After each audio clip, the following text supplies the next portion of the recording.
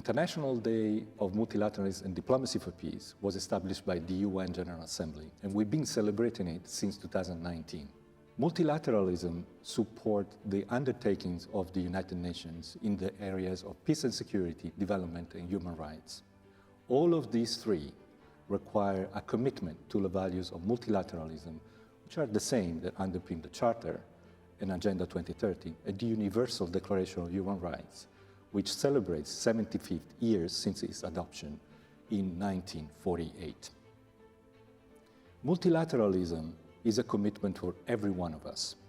All of us have something we can do towards a better and fairer and more just world for everyone.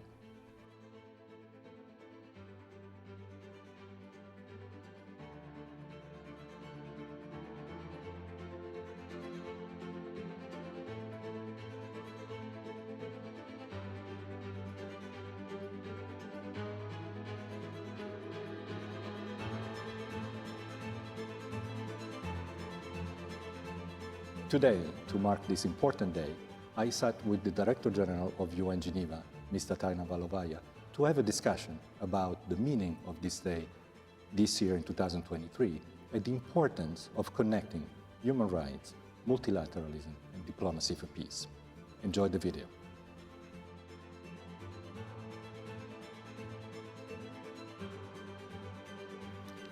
Director General, welcome to this video. Today, 24 April 2023, is International Day for Multilateralism and Diplomacy for Peace. This is actually the 5th time the United Nations celebrate this day. It has been established by UN General Assembly, and the first time we observed this day was in April 2019, before COVID and before many other things. So there are many thousands of people watching this video. And the first question I wanted to put to you as Director General of United Nations Geneva is, what is the meaning of International Day for Multilateralism and Diplomacy for Peace this year for you? I think it is crucial that we do have this day, 24th of April, because over the last 5 years, we saw that the importance of multilateralism and diplomacy for peace really has grown. It was important, of course, in 2019, but in April 2023, when over the last years we saw all the old conflicts staying with us, but new challenges, new conflicts appearing, and all these challenges are, although different, they are all interconnected, because global pandemic, military conflicts all around the world, they also lead to many economic and social challenges. And when we look at all these challenges, we understand that they are global and we really have to find global solutions. And in the modern world, you can find global solution only if all the members of global community, and that means all the member states of the United Nations, all non-governmental organizations who are working with us, private sector, academia, we all sit and think together. And that's why I would say the Day of Multilateralism in 2023 is even more relevant than it was 5 years ago. I've been to Davos in January, and I would like to say that I was really stricken by the word of multilateralism used so often. I've never heard so many leaders, when they were asked about the solutions, they always started, we need to work together, we need to find a multilateral solution. And I think that's important. It's still not yet the real results. We still do not have solutions to many challenges, but we do understand that we can't find them only in a multilateral way, and that's important. 2023 is also the 75th anniversary of the Universal Declaration of Human Rights. And this declaration that has shaped so much of the multilateral culture of after the Second World War. It's together with the Charter, is really at the heart of what member states do, believe, and most often act in terms of respecting human rights and in terms of also advancing how these human rights are respected throughout member states, state actors, non-state actors, etc. Now, the question to you is, the Universal Declaration of Human Rights, it's also a product of Geneva because the 3 final drafts in December 47 were negotiated right in this building where we are today. But in the modern UN Geneva today, that hosts all the sessions of the Human Rights Council, what is the Geneva does? What's the role of UN Geneva in maintaining a space that is open, inclusive, and respectful, within which member states can continue to discuss human rights in a productive way? Well, I think it's really very important. We should always remember that lots of negotiations about this declaration were taking place here in Geneva, and Geneva is now perceived by everybody around the world as a capital of the human rights. And of course, Human Rights Council and all the other treaty bodies who are meeting here in Geneva are one of the key actors here in Geneva. And of course, what we've been trying to do over the last years is to support their activities under very challenging circumstances. And I fully remember our discussions with the Human Rights Council in 2020, when we had to close down the Palais and to stop in-person meetings, and we talked to them how to find solutions. And that's why it was very important that Human Rights Council was practically the first UN body which resumed its activities in June 2020 and never stopped since, in a new hybrid virtual way, but they were working all these years, and that was crucial, and that was our role of UNOC of Geneva to support them. But also it's very important always to remember that the Declaration of Universal Declaration of Human Rights also speaks about social, economic rights. And here in Geneva, we have many other bodies who deal with, for example, economic developments, like UNCTAD, who are talking about really economic and social development around the world. We have lots of institutions who work on climate change. And all these things, the right to normal climate, the right to water, the right to economic and social development are also very important human rights.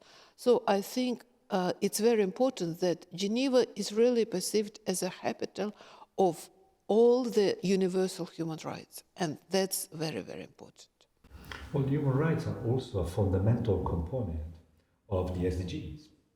And so now we are almost in the final stretch of reaching 2030. And I wanted to ask you, how do you view the relationship between human rights and the realization of Agenda 2030? Well, they're absolutely interconnected because, as you said, that human rights are part of our sustainable development goals. But in the other point of view, I would like to say that without human rights, we can't promote SDGs. For example, take basic human rights, the equality between man and woman. If we really promote SDG 5, which is about equality and non-discrimination, we'll be able to promote all other sustainable development goals, because we all know about interrelation of bringing women to parliaments, bringing them to the tables where peace agreements are negotiated, bringing women to business, to education, to healthcare. We all know about positive results on all other sustainable development goals. And this is, at the same time, a basic human rights. So I think it's very important to understand that human rights and sustainable development goals are totally integrated, and when we're promoting SDGs, we're promoting human rights. But when we're really fighting for human rights, we're also fighting for SDGs. Absolutely. And going back to multilateralism, this set of values, this sort of code of conduct for multilateral diplomacy, for understanding each other, for drafting also and consolidating international law. Multilateralism today is perhaps not under pressure, as many consider, but is certainly arriving to a point where most global problems today cannot be solved efficiently with old ways of doing multilateralism. So in Geneva, we have seen in many of these technical areas that you were mentioning, how important it is for member states to discuss over and beyond national perspectives and national interests, the full dimension of global crises like climate, but also migration, inequalities, many of them captured in the strategy behind the SDGs. So Geneva being quite innovative as a UN location, we have spent, together with you and many other colleagues, quite some time thinking how multilateralism could evolve in the future to be able for us to target these global problems. And so the question for you is exactly that. How do you see multilateralism evolving in the next 5, 10 years? Well, multilateralism is an absolute necessity these days. But of course, these days, the situation is totally different. The world is totally different from 1945, when the United Nations was created, or from 1919, when League of Nations was created here with the first notion of really multilateral organization. The world is totally different. And not only the challenges are different, because really the majority of challenges are global, but also the participants in the global arena are absolutely different, because if at the beginning of the 20th century, even at the mid-20th century, these were member states, sovereign member states, who could make decisions, and if they make the decision, they can turn the world around. These days, the world is absolutely different. International landscape is totally different. First and foremost, of course, we have much more member states, sovereign states, than we had in 1945. Many key members of the United Nations were not even the members at that time. So we have to build a multilateral system where the voice of every member state is being heard and is taken into account. Because some smallest our member states, like, for example, Pacific Islands, they are on the forefront of the climate change. They're suffering already. They already can lose their place to live under the earth if we globally don't do something now. But on the other hand, we all understand that even if the member states can make a decision, that's not enough.